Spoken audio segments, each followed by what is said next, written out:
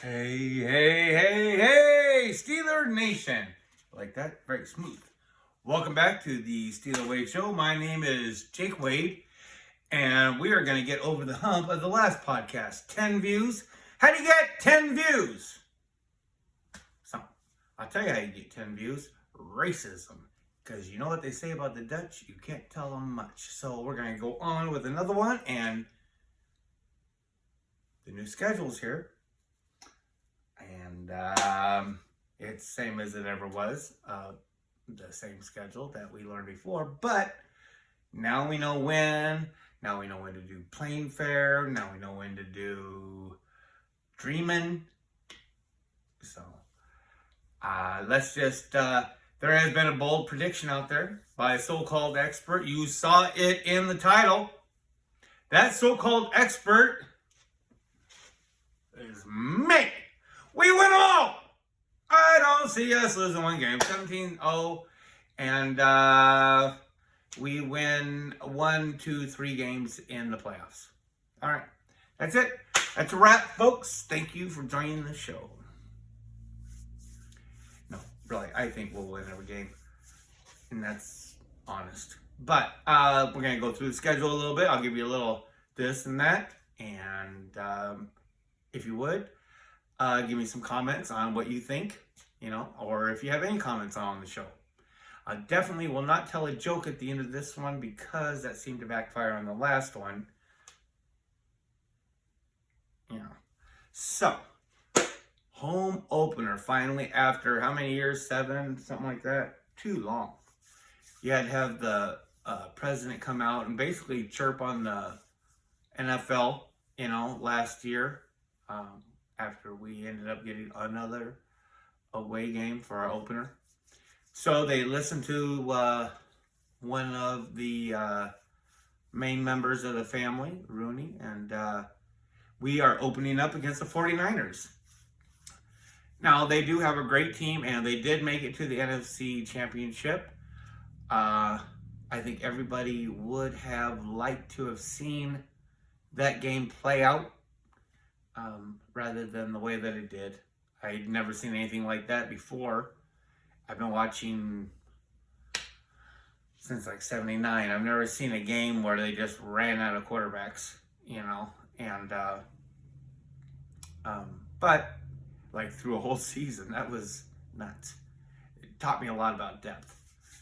But I really don't care who's pitching for them. I believe that it will be a coaching matchup, and I believe that our coaching staff with Mike Tomlin will outcoach the 49ers, and he's a great coach. But so I see us at 1-0. Now we're gonna have the Brownies at home for Monday Night Football on our second game, and I think that's a smash. I really do. I'm not going to say anything about that. This is the game that I'm probably most excited about. We're going to go to Las Vegas and we're going to play the Raiders. I have never done this before, but my bride and I are going to fly out to Vegas. We are from California originally, and probably spend a week and spend a couple days in St. George with a nephew of mine, Mr. Joe Pineda, and then maybe a couple days down south in the high desert, California, the Imperial Empire, and I'm looking forward to that. That's the 24th of September, our third week, and I don't like playing the Raiders. I have never liked playing the Raiders. I'll tell you a little story.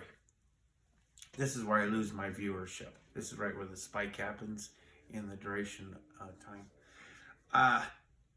So I think it was like 2012. I think it was the year before I got out of prison. And in your building that you live in, you have all the it's like the cells are in a 2-story C kind of deal, what I mean? And you have a day room to the right, and that would be the blacks and the others, and a day room to the left, and that would be the whites, Mexicans, and the Paisas. And those were the people that program, so they don't make them program together, you know. And something that happens on the inside, it more happens, it seems like, in county than it does upstate, but it's still just as legitimate in state, is that they call it sports mando. So if there's an important sporting event, even if your race has the television for that day, peanut, and this is county, here's some county shit for you. Peanut butter sandwiches. Paisa, this is some California county shit. Paisa, brother, peanut butter, Sranio, Mexicans, which? White. That's the order of your cleanup. Every night you'd have to do those. Each race would, okay, whatever. Back to, I think it was 2012. It was the year before I got out. And this particular Sunday, like we went to program with blacks and others because they had their day room. We had our day room over here. And it fell on the Mexicans' day, Stranios. And they were going to play the Steelers. Raiders were going to play the Steelers. So if any of my listeners are from California, you all know, even if you are Mexican, a lot of Mexican, like, listen, Linda, listen, you know. There's a lot of very true Raider fans, you know, lots of Mexican true Raider fans. And they're going to be Raider fans all day, forever. It's just what it is. A different ingraining than Steelers have, but you still, you know, at least they got that. Whatever. But I remember it was Mexicans' Day, and they're going to play the Raiders, you know, and I'm like going into the day room. I'm like looking like somebody, because, you know, a white, if it's not your day, you can't change the channel. And so I'm like going around and like everybody's in their cells, you know, like it was just one of those Sundays, you know, that's what happens. And I'm like frantically, you know, because the prison had it on. Well, they didn't have it on yet after I started hollering and getting in trouble. But I'm like, do I have to ask a Mexican, you know what I mean, to tell them to put on the Raider game? Come on, the Raiders are playing the Steelers. We are the best AFC organizations. I don't care about the other ones. I mean, as far as, let's just, come on. Silver and black, black and gold. I mean, I don't like the Raiders. I have no respect for them. I have nothing good to say about them, except that I'll give them, they are what they are, and I do miss Al Davis drafting the fastest person in every draft. I do miss that, and I like that a lot of people didn't like him because I thought Al Davis was pretty cool. So then we go to the Texans, and we're going to go in their stadium. I feel this is another win. I think Texans are like, I guess I have to change it now. I have to figure out which way I'm going to go. But like Texans are the ultimate 9-17, if anybody out there knows what I'm talking about. So now I have to figure out, are they a 10-17 or are they a 9-8 team? So we'll find out. I don't know what they did last year. Probably dick. Because they drafted so high. I don't even, who cares? Then we have the Ratbirds at home. I'm glad that we are playing them at home for the first game, personally. A great game. They all say this is the AFC, one of the best AFC rivalries, if not the best rivalry in football. I don't know of one that's off the top of my head. I can't think of one. If you can think of one, it's not like Bears and Packers and mm, Giants and Cowboys. I mean, talk about two limp dicks in a sword fight. But back to the schedule. Then we have our bye in the 6th week, which is early, and I'm sure the players don't like it. The one thing that is, I guess it's not good for them outside of the league, but I think one thing that players worry about, in a sense, well, it's just such a stretch, having it that early. It's not horribly early, but it's pretty damn early. Is injuries, obviously, tired, they want a day off, they need a break. And but I really think that it will show something in Pittsburgh that we haven't seen for a while. I have a feeling there's going to be some injuries happen this year that are going to be kind of hard to take. And I think we're going to really see a new appreciation for what Con has done, what this organization has done with Coach Tomlin, with Mike Tomlin, and with Andy Weidel, with everybody, as far as the depth going. And that could really come into play around week 12 and 15, especially having a bye week that early. So it's going to definitely be, what they say, like a battle of attrition, we need everybody acting like Cam Hayward out there.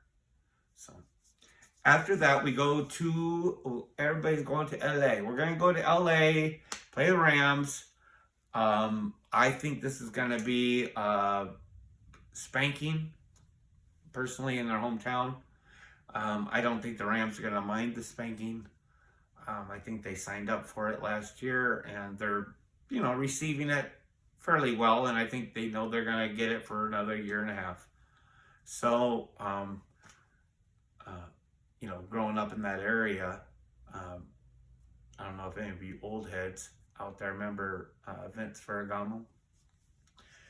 I won I think I said this before, but I'll tell you that story. I won my first bet because I turned into a Pirate fan because of Dave Parker, and I ended up in Willis Stargell, and Omar Marino in '79. Just becoming something other than a little boy, playing Little League, and became a Steeler fan in '80, and that was when they ended up playing the Los Angeles Rams. If y'all old heads out there remember Vince Ferragamo, he pitched for him, and I won an Eisenhower dollar for my sister, Donna Sue. What would her maiden name be? Hall? No, Croy. Duh. And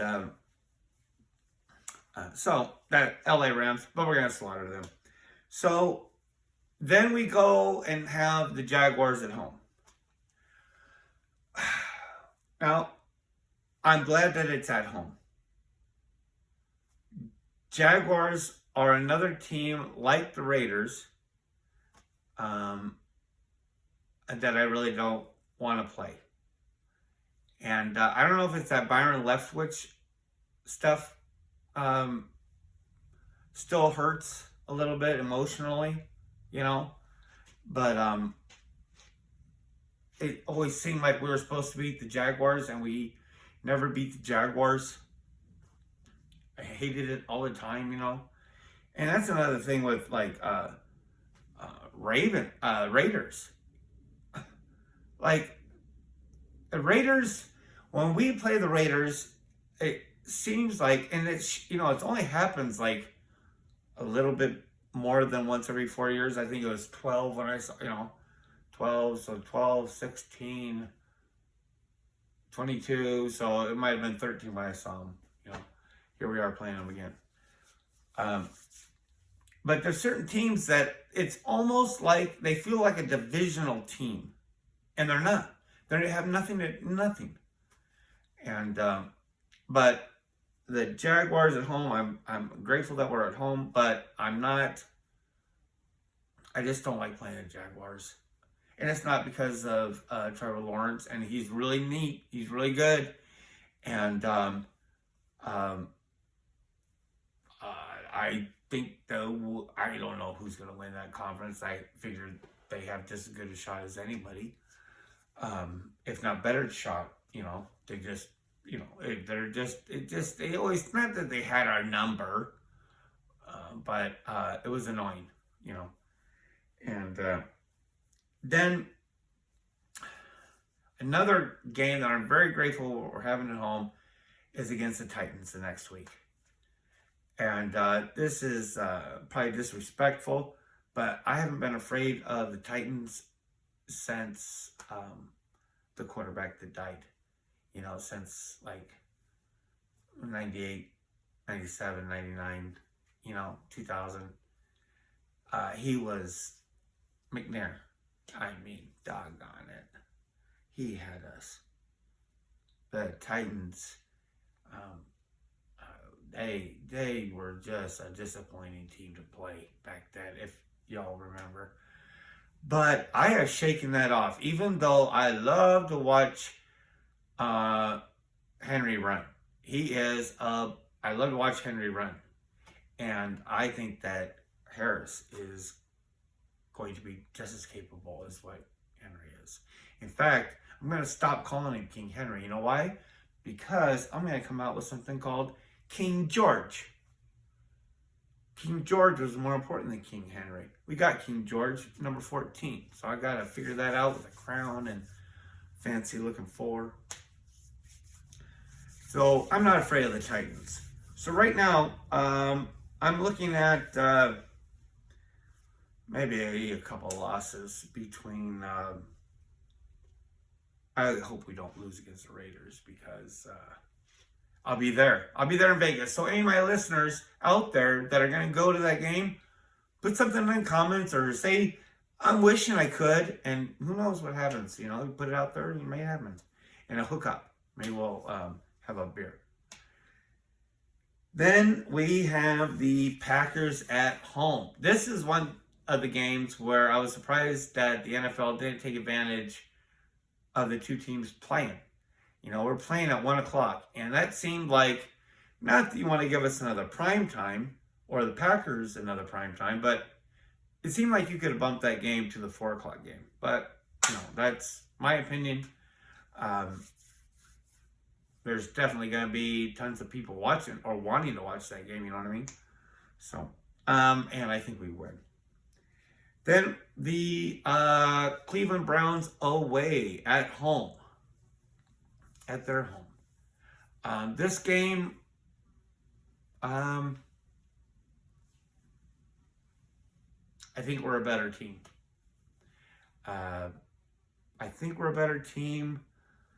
And I think we have just as good a shot to win that game as not. So I don't really know how to answer that one, playing Cleveland at their house. And then we have my all-time favorite game of the entire season, almost every season, is the playing the Bengals in Cincinnati. I love this game because of the evilness that happens on that field, the shittiness of the fans. I hope before I stop breathing air that I hope that I am able to bang in Cincinnati Stadium and just go in there. If they kick my ass, they kick my ass. It's just what it is. But I would love, that is my favorite game to go watch them to see them in Cincinnati. So I'm just going to say we're going to win that game just because. Then we have the Cardinals at home. I I remember back in the day, they used to call the Arizona Cardinals Pittsburgh West. I don't know if they still do or not, but that was kind of a deal. We shouldn't. This is okay. Like I usually don't complain about things with the Steelers. Okay, but I have always been able to say one thing that is bad about the Steelers that is kind of obvious throughout the years, throughout the decades, and it really is hard on the fans, is not that we play to our level of competition, but we really have a hard time with the teams that we are supposed to beat. The last game that I went and seen, the last game that I went and seen before last year's Colts game was in 2008. I went to the stadium outside of Phoenix and watched that game, and we lost to the Cardinals. Later on, we beat them in the Super Bowl. I took my 78-year-old mother to, what do they call it? It's not Hell's Angels, but a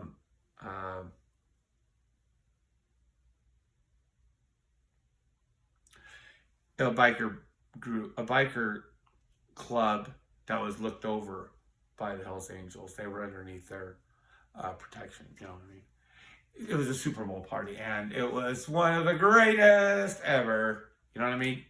And I'm out there, I'm in Lake Havasu City, Arizona, and so all these bikers, you know what I mean? None of them are like football fans, but they're all just gonna be like, hey, fucking Cardinals are in it. We're all rooting, for the Cardinals, And it was me and my mom, My mom had to grow up with me all, she grew up with me, She's an old woman, and she came out there, and we had a great time. If old Sid Hawkins is out there, I love you. I wish I would have never pissed you off. Then another great game. This used to be the best game of the year, was the Pittsburgh Steelers against the Patriots. Who knows what the Patriots got this year? I don't. All I know is that their coach figures out a way to win. What's cheating to you is extra scouting to somebody else. So, whatever, dude. I don't know if they're all that settled, but I know they're not going to play unintelligently. They draft well. This is going to be an interesting game, is the Colts away. It's late enough in the season that there could be a chance that Richardson is actually playing. If something bad happens, he could actually be in the lineup by then, So that could be fun. What's really strange to me is that we're playing again in Indy. I just went and saw that game last year. How do we play Indianapolis in Indy 2 years in a row? It's weird, but I know the time is going to be changed up on that date, but it's the 17th of December. And then we have the Bengals at home. Bengals at home is like my second favorite game, along with the Ravens at home. And I'm glad that it's going in this direction to where we play them. I always like to play the Bengals first in Cincinnati, and I like to play them second at home. I have a feeling that we each win at home. It sucks, but I think each one of us will win at home. Then we're going to go away. We're going to go to play Seattle. This is going to be another situation to where I think it is going to be a coach's game. Obviously the players have got to show up, and the schemes got to work, and the plans and strategies have all got to work out. But I think this is going to be another coach's battle. I think this year is going to shut up a lot of these mediocre fucking fans that use that M word, And I think with the wins with San Francisco and the wins against the Seahawks is going to show a lot of the coaching skill, because that is what's going to win those 2 games, in my opinion. So, and then we have the Ravens at home. You know this is going to be a crucial time of the year. And I see us taking it. I see us winning in Baltimore for the last game. I don't see Lamar Jackson playing. I mean, I'll just go with the odds, you know. And but I hope everybody's having a great weekend. It's Friday night, and you know there's all these videos about all the rookie at minicamp that started today, and you saw Broderick Jones.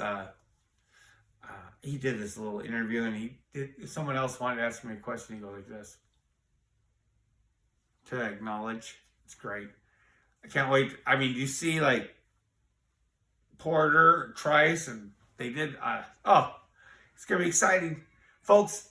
Thank you so much for staying this long, both of you. And if you like what you hear, press like. And if you want to hear some more, please press subscribe. You can always retweet me. Any kind of comments are most appreciated.